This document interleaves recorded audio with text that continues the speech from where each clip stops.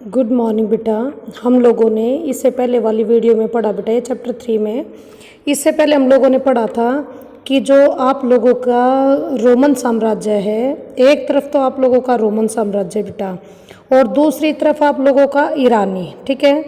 यानी कि एक बार ध्यान से देखना, एक तरफ तो तुम्हारा रोम साम्राज्य है, ठीक है, एक तरफ रोम साम्राज्य है और एक तरफ इसी के अगेंस्ट में आप लोगों का ईरानी है, ठीक है, ईरान साम्राज्य है। इन दोनों में आपस में होड़ लगी रहती थी, ये आप लोगों ने पहले भी सुना है, पहले भी सीखा है। रोम साम्राज्य की सारी अच्छी अच्छी बातें हम लोगों ने इससे पहले पढ़ ली है कि सेनेट क्या थे, राजा क्या थे, या फिर आप लोगों के सेना किस तरीके से बिहेव करती थी। ओके, अब हम पढ़ेंगे बेटा कि जो तीसरी शताब्दी है, तीसरी शताब्दी में आकर रोमन साम्राज्य का प्रभाव धीरे धीरे कम होने लगा और ईरान का साम्राज्य बहुत तेजी से बढ़ने लगा। यानी तीसरी शताब्दी में रोम साम्राज्य के पतन के और ईरान साम्राज्य के ताकतवर होने की चीज़ें हम लोग पढ़ने वाले हैं। सिर्फ जो आप लोगों का एक टॉपिक है ये तीसरी शताब्दी का संकट, इसमें ही पढ़ेंगे। इसके बाद हम रोमन साम्राज्य की सारी विशेषताएं पढ़ने वाले हैं जो बहुत ईजी हैं, ठीक है। देखिएगा, तीसरी शताब्दी का संकट। यदि पहली और दूसरी शताब्दियां कुल मिलाकर शांति, समृद्धि और आर्थिक विस्तार की प्रतीक थी, तो तीसरी शताब्दी आंतरिक तनाव के पहले बड़े संकेत लेकर सामने आई, ठीक है। यानी 230 के दशक तक आपका जो रोम साम्राज्य था ठीक ठाक चल रहा था, ठीक है। यानी 225 तक भी अगर मैं बात कहूँ तो कुछ गलत नहीं होगा, 225 तक भी अगर बात करी जाए तो गलत नहीं होगा। हाँ, ये है कि 225 के बाद धीरे धीरे करके हालात खराब होने लगे थे रोम साम्राज्य के, ठीक है। और रोम साम्राज्य के हालात खराब होने के कारण क्या हैं, ये कारण आप लोगों को यहाँ मैं फटाफट पढ़ाने वाली हूँ। देखिएगा इसमें बेटा कि पहली और दूसरी शताब्दी में जो रोमन साम्राज्य है इसमें खूब आर्थिक समृद्धि आई है, शांति आई है, समृद्धि आई है, आर्थिक विस्तार आया है। लेकिन तीसरी शताब्दी जैसे ही शुरू होती है, यानी 225-230 के दशक तक साम्राज्य ने खुद को कई मोर्चों पर जूझता हुआ पाया। यानी कि कुछ हद तक हमें लगा कि रोमन साम्राज्य कुछ बुरे हालातों में पहुंच गए, ठीक है। ईरान में 225 ईस्वी में अपेक्षाकृत एक अधिक आक्रामक वंश उभर कर सामने आया था जिसको हम ससानी बोलते हैं। यानी कि ध्यान से देखेगा बेटा, जो आप लोगों की इससे पहले वाले वीडियो में बताया था कि फरात नदी बह रही है, ठीक है। फरात नदी के इस तरफ तो रोम साम्राज्य है और इस फरात नदी के इस तरफ तुम्हारा ईरानी साम्राज्य है, ठीक है। और 225 के बाद ये ज़्यादा पावरफुल होने लगा था। यहाँ पर ससानी राजवंश का प्रभाव आने लगा था जो पहले आप लोगों के जैसे ही प्रभावी होगा ये फरात नदी की तरफ पहुँचेगा। पहले तो ये फरात नदी के आसपास के इलाकों को जीतेगा, फिर इधर के आसपास के इलाकों को जीतेगा और फिर धीरे धीरे करके उसके बाद धीरे धीरे करके ये बेहद आगे तक आपकी फरात नदी, ये जो फरात नदी है इसको भी पार कर जाएगा। और रोम साम्राज्य में मैंने आप लोगों को नदियां बताई थी, एक तो राइन नदी थी, एक डैन्यूब नदी थी, ठीक है। ये जो ससानी राजवंश है ये रोम के अंदर घुस जाएगा और इस आप लोगों की दोनों ही डैन्यूब नदी तक पहुंच जाएगा। यानी इतने साम्राज्य पर ये अपना अधिकार जमा लेगा फरात नदी से परे निकल के, ठीक है। तो जो ईरानी में जो ये ससानी राजवंश है बेटा, ये ससानी राजवंश काफ़ी प्रभावी रहा जिसने रोमन साम्राज्य को हिला दिया। ओके, तो यहाँ देखिएगा ये कहता है कि ईरान में 225 ईस्वी में अपेक्षाकृत एक अधिक आक्रामक वंश उभर कर सामने आया जो कि जिन्हें ससानी कहा गया और केवल 15 वर्षों के भीतर ही, यानी केवल 15 सालों में ये तेजी से फरात की दिशा में फैल गया, यानी फरात नदी की तरफ बढ़ता चला गया। 3 भाषाओं में खुदे एक प्रसिद्ध शिलालेख में ईरान के शासक शापुर प्रथम, ठीक है, यहाँ पर आप लोगों के ध्यान देने की बात है बेटा, जो ससानी राजवंश था जो लगातार फरात नदी और उसके पास के इलाकों तक पहुँच गया और धीरे धीरे आगे बढ़ता हुआ आप लोगों के ये रोम साम्राज्य में डैन्यूब नदी तक पहुंचा। तो ये शाहपुर प्रथम था। ठीक है, इसने दावा किया कि उसने 60,000 रोमन सेना का सफाया कर दिया और रोम साम्राज्य की पूरी राजधानी एंटियोक पर कब्जा भी कर लिया। यानी यहाँ से आप लोगों के लिए एक क्वेश्चन रेडी हो गया है कि रोमन साम्राज्य की राजधानी, पूर्वी राजधानी क्या है? एंटियोक। ठीक है, 1 मार्क्स का क्वेश्चन आ सकता है ये। और इसके बाद ये कहता है कि इस बीच कई जर्मन मूल की जनजातियां और राज्य समुदाय, जिनमें से प्रमुख अलमन्नाई, फ्रैंक और गोथ थे। यानी ये जनजातीय समूह हैं। ठीक है, जनजातीय और राज्यों के समुदायों के नाम दे रहा तुम्हें। ये कह रहा है कि इन्होंने राइन और डैन्यूब नदी की सीमाओं की ओर बढ़ना शुरू कर दिया, जो मैंने अभी थोड़ी देर पहले बताया था। और 233 से 280 तक समूची अवधि में उन प्रांतों की पूरी सीमा पर बार बार आक्रमण हुए, जो काला सागर से लेकर आल्प्स और दक्षिणी जर्मनी तक फैले हुए थे। यानी कि आप लोगों का तकरीबन सारा रोम साम्राज्य अपने अधीन करते चले गए। रोम कौन करते चले गए बेटा? ईरानी लोग। यानी पहले रोम ज्यादा प्रभावी था, अब ईरानी ज्यादा प्रभावी हो गए। रोम वासियों को डैन्यूब से आगे का क्षेत्र छोड़ने के लिए मजबूर होना पड़ा। ठीक है, क्यों? क्योंकि ईरानी वहां तक पहुंच गए थे। जबकि इस काल के सम्राट उन लोगों के विरुद्ध लगातार युद्ध करते रहे जिन्हें रोमवासी विदेशी बर्बर कहा करते थे। विदेशी, भाई विदेशी तो वो बोलेगा ही। ठीक है, विदेशी तो वो बोलेगा ही। क्यों बोलेगा? क्योंकि वो पश्चिम से आए हुए हैं। ईरानी पश्चिम से आए हुए थे। विदेशी बोला, बर्बर वो होता है बेटा जिसके अंदर थोड़ी सी भी रहम नहीं होता है, खूब मारते हैं, कूटते हैं और अपना साम्राज्य स्थापित करते हैं। तो रोम वासियों ने इन ईरान वासियों को विदेशी बर्बर का नाम दिया। 3री शताब्दी में थोड़े थोड़े अंतर में बहुत सारे सम्राट सत्तासीन हुए। यानी रोम साम्राज्य को इतने बुरे तरीके से हिला दिया इन्होंने कि 47 ईयर्स में 25 सम्राट। अगर मैं एक एक को डिवाइड करके देखूं तो भाई 1 से 1.5 साल मुश्किल से इनको मिल रहा है। ठीक है, कोई 6 महीने, कोई सिर्फ 8 महीने, कोई 4 महीने, कई सारे तो 4 महीने भी रह के गए हैं। यानी कि 47 सालों में 25 सम्राट बदल चुके थे रोम के। और जो इस तथ्य का स्पष्ट सूचक है कि इस अवधि में साम्राज्य को बेहद तनाव की स्थिति से गुजरना पड़ा। यानी रोमन साम्राज्य बेहद बुरे हालातों में था इस वक्त। तकरीबन टाइम पीरियड अगर पूछा जाए, वैसे पूछे तो 3री शताब्दी है। ठीक है, और अगर टाइम पीरियड पूछे तो 230 से लेकर 280 ईस्वी तक इनके हालात काफ़ी खराब थे। ठीक है, अब हम एक नई चीज़, बहुत इंटरेस्टिंग सी चीज़ पढ़ रहे हैं। अब है भाई तुम्हारी रोमन साम्राज्य की विशेषताएं शुरू हो गई हैं।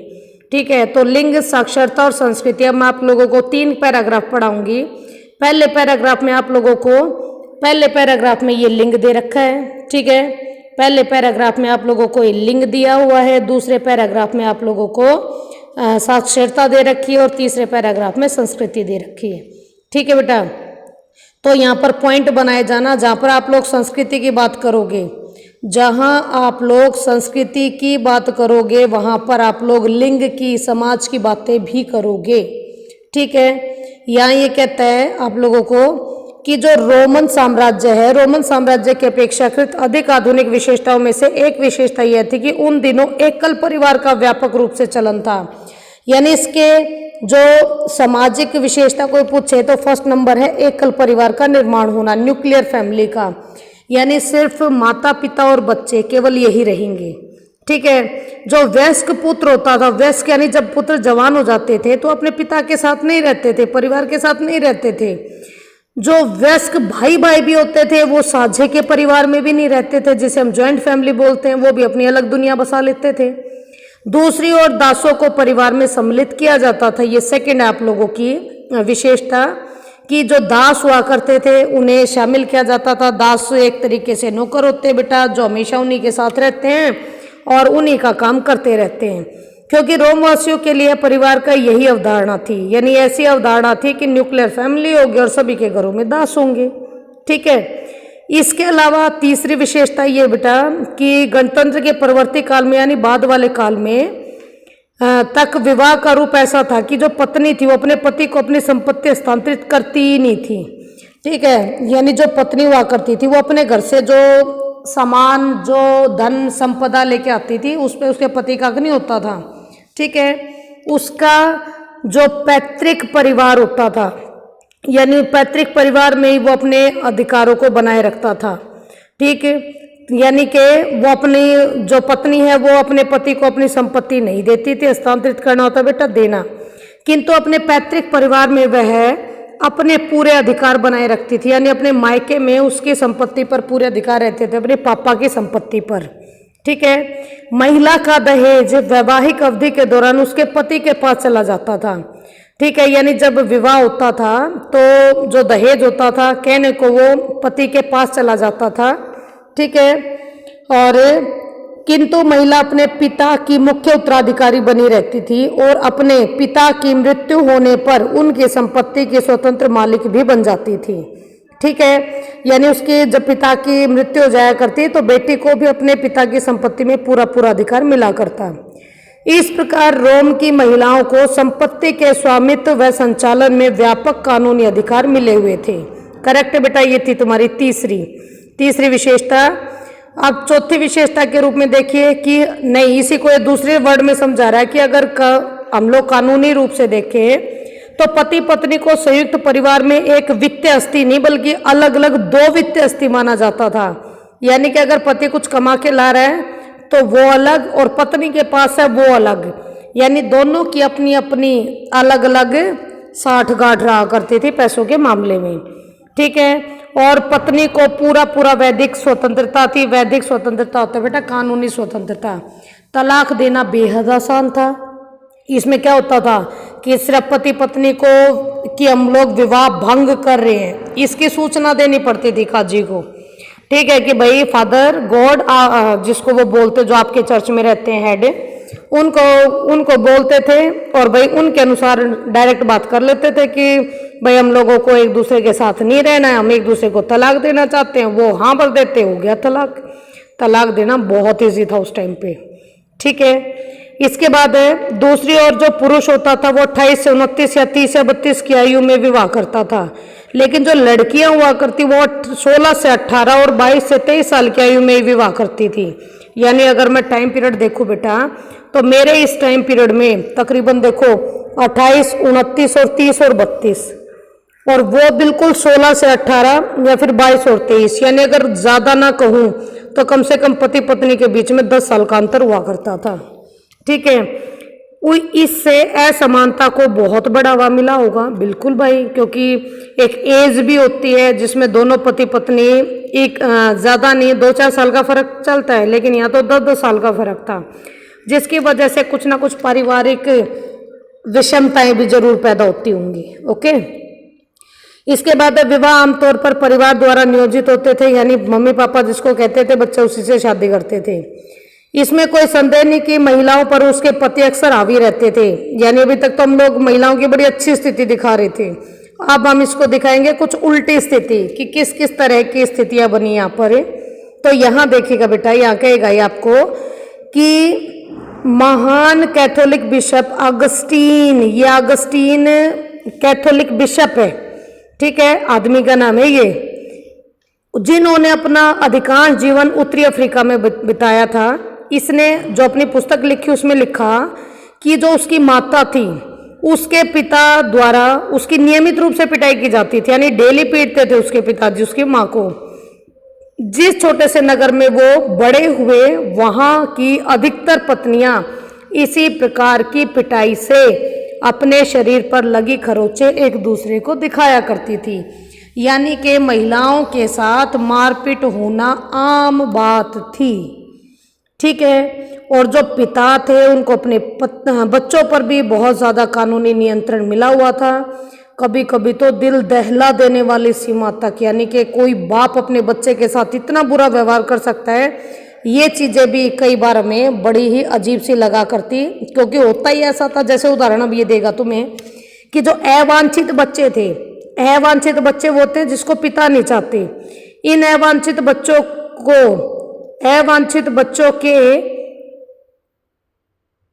में उन्हें जीवित रखने या मार डालने तक का कानून अधिकार प्राप्त। अच्छा, यानी जो अवांछित बच्चे हुआ करते थे उनको जीवित रखना है या मार डालना है, ये भी उसके पिता का ही मन हुआ करता था। वो चाहेगा तो उसको रखेगा, नहीं चाहेगा तो उसको मार डालेंगे। और मारने का तरीका भी देखिए क्या निकाला नालायक ने।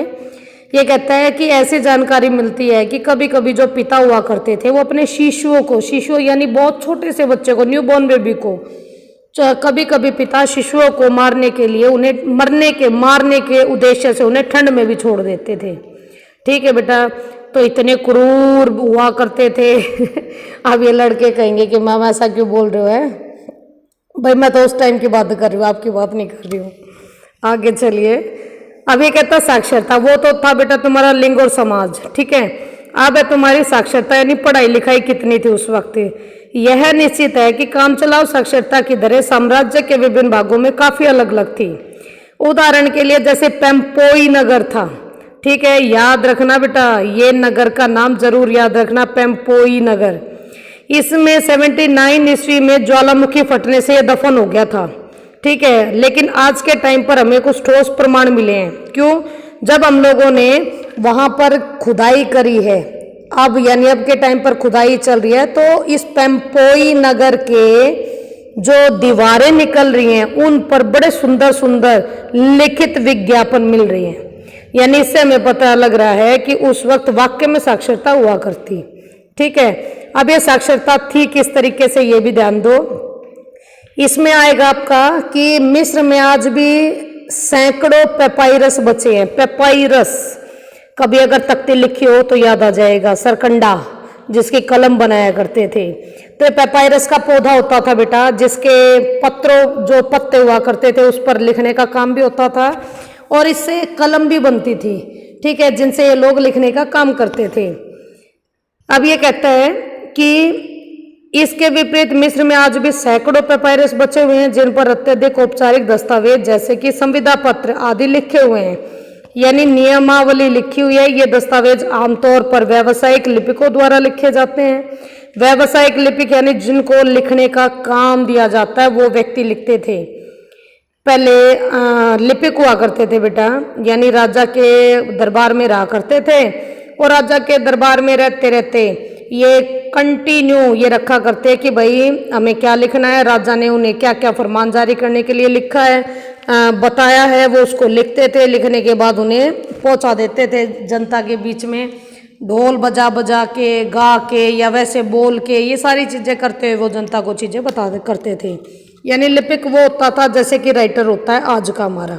ठीक है, ये दस्तावेज अक्सर हमें ये बताते हैं कि अमुक व्यक्ति का और ख पढ़ या लिख नहीं सकता, किंतु यहाँ की साक्षरता निश्चित रूप से कुछ वर्गों के लोगों में अपेक्षाकृत ज्यादा व्यापक थी, जैसे कि सैनिक, फौजी अफसर और संपदा प्रबंधक। हर कोई पढ़ा लिखा भले ही नहीं था, लेकिन जो आप लोगों के सैनिक हुआ करते थे, जो आप लोगों के सैनिक थे, फौजी थे, अफसर थे या संपदा प्रबंधक थे, इन सब का पढ़ा लिखा होना बेहद जरूरी होता था। ठीक है, अब बेटा तुम लोगों का आ गया संस्कृति। पहले लिंग समाज पढ़ा, उसके बाद साक्षरता पढ़ा, अब हम संस्कृति के बारे में बात करेंगे। ठीक है, ये सारी रोमन साम्राज्य के बारे में बात करें हम लोग कि रोमन साम्राज्य में क्या था।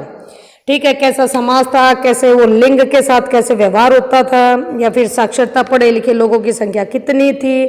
अब हम पढ़ रहे सांस्कृतिक विविधता। रोमन साम्राज्य में सांस्कृतिक विविधता कई रूपों में और कई स्तरों पर दिखाई देती है, जैसे धार्मिक संप्रदायों तथा स्थानीय देवी देवताओं की भरपूर विविधता। ये तो हम लोगों ने चैप्टर के स्टार्टिंग में भी पढ़ा था बेटा कि जो रोमन साम्राज्य था वो विविधताओं से भरा हुआ था।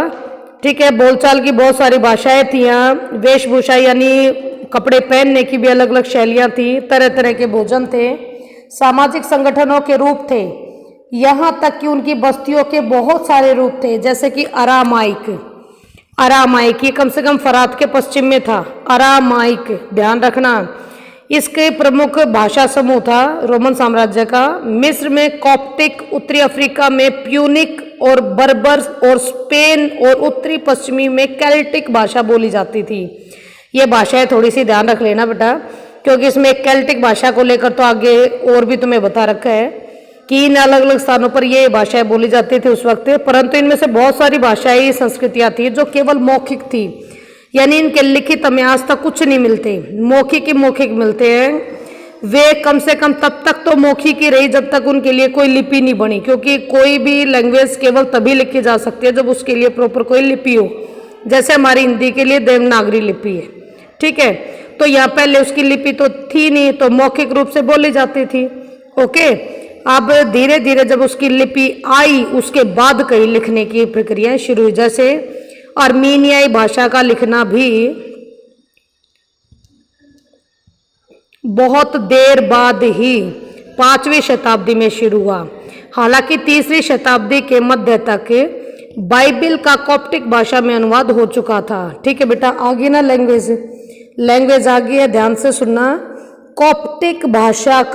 कॉप्टिक भाषा ये मैं तुम्हें दोबारा एक और जगह दिखा रही हूँ, क्या चीज़ बोलूँगी मैं कॉप्टिक को। कई स्थानों पर लातिनी भाषा के प्रसार ने उन भाषाओं के लिखित रूप का स्थान ग्रहण कर लिया जिसका पहले से ही व्यापक प्रसार था। ठीक है, ऐसा विशेष रूप से केल्टिक भाषा के साथ हुआ जिसका लिखा जाना प्रथम शताब्दी के बाद बंद ही हो गया। ठीक है, देखो यहाँ है केल्टिक भाषा, आप लोगों की लातिनी लैंग्वेज वहाँ की जो क्या कहते हैं उसे राजदरबारी भाषा थी। ठीक है, सरकारी भाषा लातिनी थी। ठीक है, लेकिन बहुत कुछ कॉप्टिक भाषा में भी अनुवाद हुए आप लोगों की बाइबिल के। याद रखना, बाइबिल का अनुवाद उन्होंने कॉप्टिक लैंग्वेज में किया। ठीक, लेकिन केल्टिक भाषा प्रथम शताब्दी में ही समाप्त हो गई। मेरे वर्ड्स देखो, एक कॉप्टिक है, एक केल्टिक है, जबकि बच्चे इसको सेम पढ़ लेते हैं।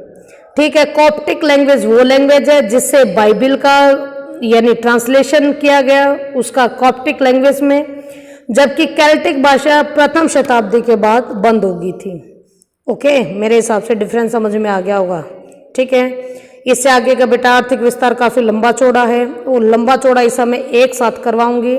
ठीक है, इसलिए इतना ही चैप्टर आज करवाते हैं, इसे नेक्स्ट वीडियो में आप लोगों को आर्थिक विस्तार देने का काम करूंगी। ठीक है, थैंक यू वेरी मच बेटा।